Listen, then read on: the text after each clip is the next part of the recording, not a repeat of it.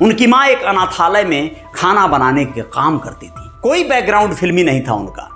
अफसाना फिल्म में वो एक बाल कलाकार के रूप में थे, लेकिन संवाद बोलना था। मेरा नाम सुरमा भोपाली ऐसे ही नहीं पड़ा, खंबा उखाड़ के। ये सब डायलॉग आप लोगों ने किसी न किसी फिल्म में किसी किरदार के मुंह से जरूर सुना होगा, अगर आप हिंदी फिल्मों के पुराने दर्शकों में से एक हैं। जी हाँ, नमस्ते, मैं अजय साहनी स्टार हूं और आज आप लोगों को बताने जा रहा हूं सैयद इश्तियाक अहमद जाफरी की जिंदगी के किस्से, जिसको जमाने ने जगदीप के नाम से जाना। जगदीप एक ऐसे किरदार जिनको लोगों ने सुरमा भोपाली भी कहा, जिनको लोग बहुत सारे ये नहीं जानते होंगे कि वो जावेद जाफरी और नावेद जाफरी के पिता हैं। जावेद जाफरी यूं तो बुग्गी वुग्गी के एपिसोड चलाकर बहुत बड़ा डांस टैलेंट शोज हुआ करता था, वो चलाकर बहुत चर्चाओं में रहा करते थे एक बार। लेकिन उनके पिता जगदीप अपने आप में एक विभूति हैं। उनके सिनेमा को आप लोगों को जब भी आप देखेंगे गुदगुदी आएगी।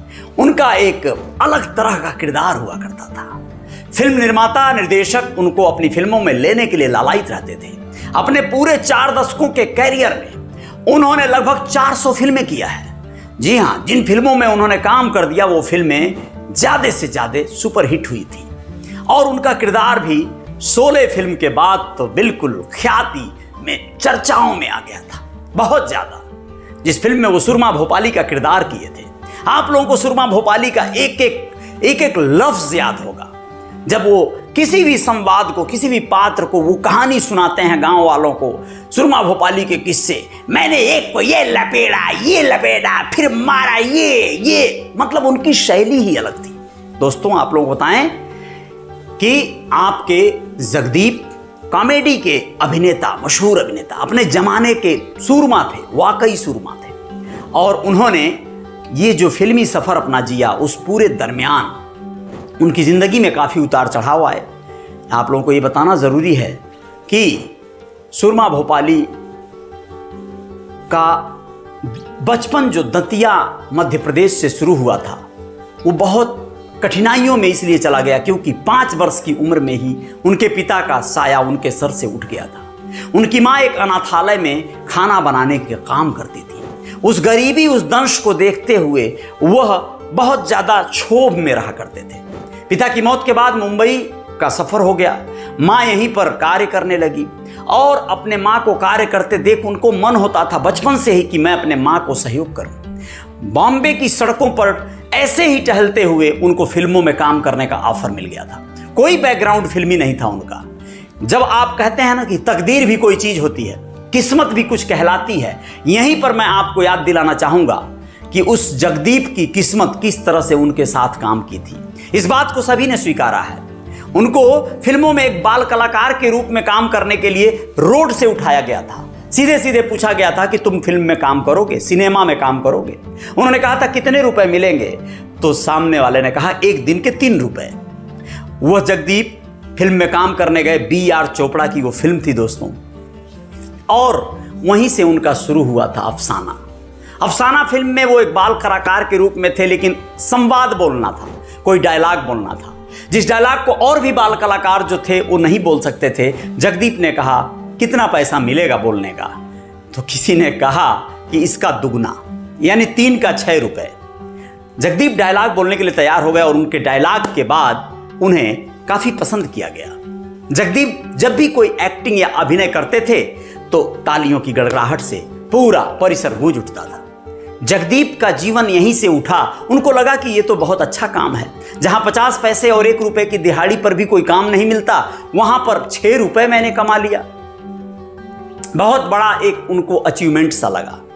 1957 के आसपास जवाहरलाल नेहरू ने उन्हें उनके बेस्ट एक्टिंग के लिए, उनके परफॉर्मेंस के लिए उन्हें एक तरह से बहुत सारे गिफ्ट दिए थे, बहुत सारा सम्मान दिया था। बहुत सारे अभिनेताओं के साथ उन्हें भी पहली पंक्ति में खड़ा किया था।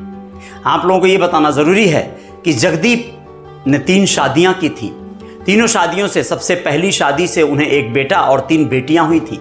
दूसरी शादी से जावेद जाफरी और नावेद जाफरी, और तीसरी शादी से मुस्कान जाफरी नाम की एक बेटी।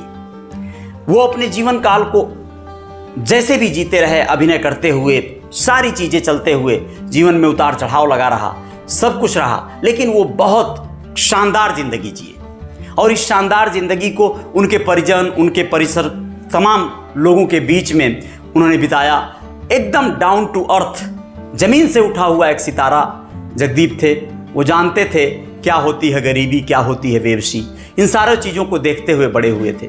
और वो अपने फिल्मों में ऐसे तमाम किरदार भी किए जिसमें ये चीज़ें झलकती भी थी। कुल मिला जुलाकर आप लोगों को इस हास्य अभिनेता के बारे में बताकर ये जानकारी देना था कि किस्मत और तकदीर जब आपकी ठीक होगी या चाह देगी तो आप राह चलते कहीं से उठाकर कहीं पे बिठा दिए जाएंगे, आपको खुद बुला लिया जाएगा। और जब किस्मत ठीक नहीं रहेगी तो जद्दोजहद करते रहेंगे, स्ट्रगल करते रहेंगे, संघर्ष करते रहेंगे, फिर भी मकाम नहीं मिलता नजर आएगा। लेकिन लगे रहना होगा, संघर्ष करते रहना होगा। यहाँ पर आप लोगों को ये बताना ज़रूरी है कि 8 जुलाई सन 2020 को जगदीप इस दुनिया को अलविदा कह गए थे। 81 साल की उम्र थी उस समय उनकी, काफ़ी बुजुर्ग हो चुके थे और स्वास्थ्य खराब नहीं कहेंगे बल्कि उम्र के तमाम बीमारियों से ग्रस्त होकर वो इस दुनिया से अलविदा हुए थे। खैर, आप लोगों को इसी तरह की कहानियों को और लेकर आएंगे रियल रिपोर्टर न्यूज स्टार पे। रहिएगा और कुछ अभिनेता अभिनेत्रियों की बातें यहाँ पर होती रहेंगी। जय जयकार जारी रहेगी, बने रहिएगा हमारे साथ।